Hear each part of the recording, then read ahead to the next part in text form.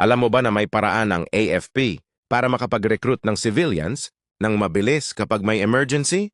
At ang tawag diyan, Modified Call to Arms. Pero ano nga ba talaga ito at para kanino ito? Una sa lahat, ang Modified Call to Arms o MCTA ay isang special activation program ng Armed Forces of the Philippines.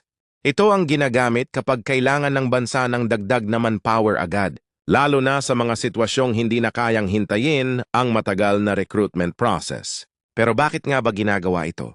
Simple lang, para may ready people na trained at ma-deploy sa mga biglaang pangyayari like malalakas na bagyo, earthquakes, national emergencies, o malalaking security operations. Unlike the normal BCMT na 30 days straight, ang MCTA training ay mas maiksi, mas focused, at designed para magkaroon ka agad ng basic military skills na kailangan sa emergency missions.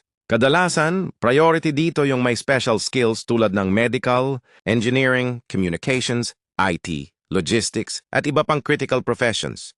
At ang maganda dito, open ito sa civilians kahit hindi ka active duty. Pwede kang mag-volunteer kapag nag-announce ang AFP ng MCTA. Pagkatapos ng training, magiging bahagi ka na ng Ready Reserve. At pwede kang immobilize kung kinakailangan ng bansa. In short, ang Modified Call to Arms ay parang fast track. Recruitment para sa mga taong gustong tumulong agad sa bansa. Kapag kailangan, kung gusto mo pang malaman ng tungkol sa pagiging reservist, like follow, and share mo na tong video para sa mas maraming marine motivation at military info. Ura!